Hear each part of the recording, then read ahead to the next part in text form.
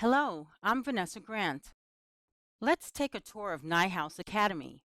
Be sure to print the handout before we begin.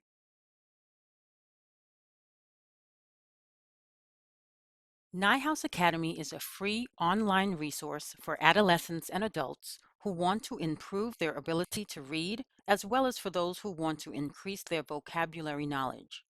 To become efficient at reading, a reader must be able to decode and have language comprehension.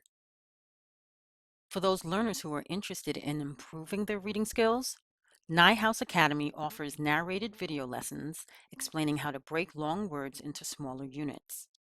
For those learners who are interested in boosting their vocabulary knowledge, narrated video lessons explaining the meanings of word parts like prefixes, suffixes, and roots are available. These video lessons can be accessed at any time, in any place, and can be reviewed as often as needed or desired. Learners can learn at their leisure and at their own pace. To teach learners strategies about reading and word parts, the video lessons use words found in academic and workplace settings. Each video is built around a key word. There are 2 videos for each key word. PO videos build reading skills and MSS videos build vocabulary skills. Each video presents the word in the context of a sentence that is typical of the word's usage. The P in PO stands for phonology, the sounds in a language. The O stands for orthography, how words are spelled. The PO videos do not teach specific letter-sound associations. Instead, they teach strategies for figuring out how to pronounce the vowel sounds not only in short words, but also longer, multisyllabic words, one of the hardest parts of learning to read. There is also information about how to divide these long words into syllables and about pronunciation. Let's look at a few PO videos. This is the word optic. You might see the word optic in a sentence such as, the optic nerve, with 1.1 million nerve cells, carries visual information to the brain. Optic means having to do with the eye.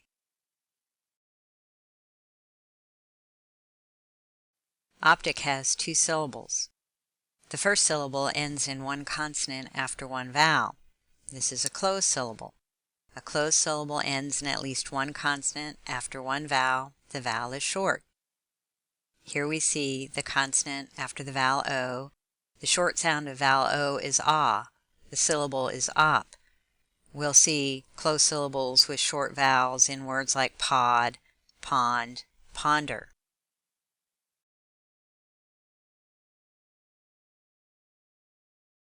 The second syllable ends in at least 1 consonant after 1 vowel. It is also a closed syllable.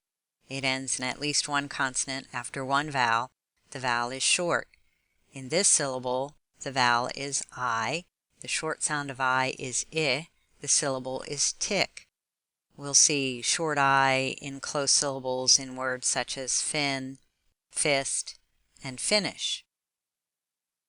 Look at the word optic at the top of the screen. Notice that there are 2 vowels, O and I. Between those 2 vowels are 2 consonants. When 2 consonants stand between 2 vowels, we usually divide the word between the 2 consonants. So our first syllable is op, the second syllable is tick. Put those together, optic. Let's look back at our sentence. The optic nerve with 1.1 million nerve cells carries visual information to the brain. Our eyes are amazing organs. They give us sight.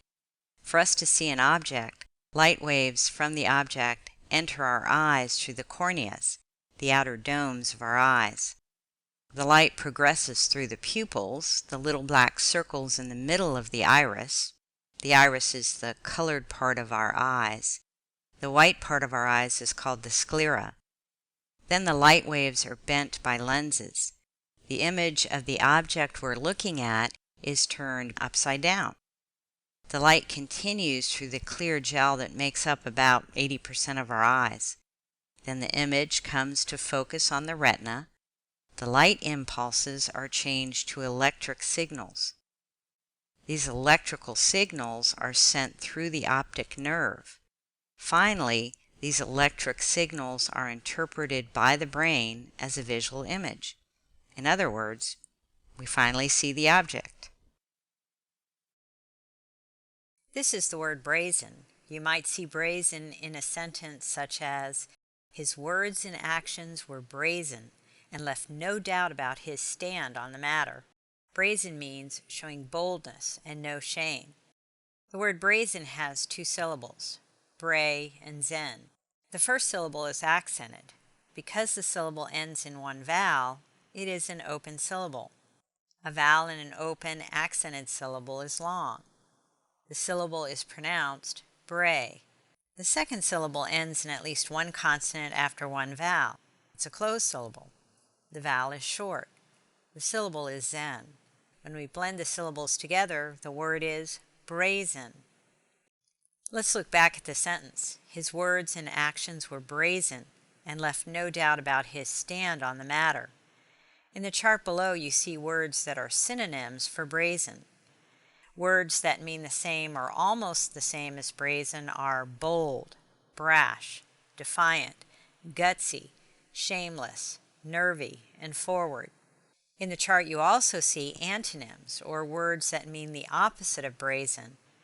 Antonyms of brazen include humble, meek, shy, timid, reserved, and retiring.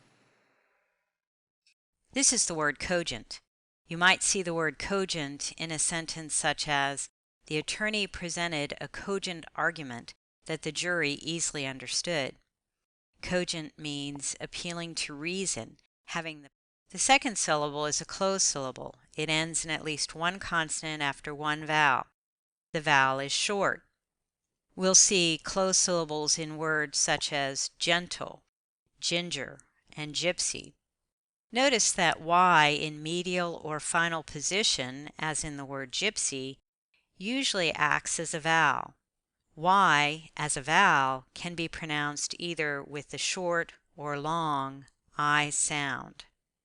Also notice that G before the letters E, I, or Y is usually pronounced J, as in gentle before an E, ginger before an I and before an E, and gypsy before a Y. So our two syllables are co and gent. The first syllable is an open syllable, the vowel is long. The second syllable is a closed syllable, the vowel is short. Most words with two syllables will accent on the first syllable. Let's blend the two syllables together, accenting the first syllable. The word is cogent. Let's look back at our sentence. The attorney presented a cogent argument that the jury easily understood. In a cogent argument, all the facts are true, all relevant information is considered. The argument is logical and valid. Are both of the following arguments cogent? Argument A. All elephants are herbivores. Horton is an elephant. Therefore, Horton is a herbivore. Argument B. All elephants are herbivores. Horton is a herbivore. Therefore, Horton is an elephant. In argument A, the first statement is true. We assume that Horton is an elephant. Because Horton is an elephant, he is a herbivore. The argument is cogent. In argument B, the first statement is true. We can assume that Horton is a herbivore. But in this argument, the last statement is not necessarily true. There are many other animals that are herbivores, animals that eat only plants. Other herbivores include deer, rabbits, turtles, giraffes, zebras, beavers, horses, and cows. Just because Horton is a herbivore doesn't mean he's an elephant. Argument B is not a cogent argument.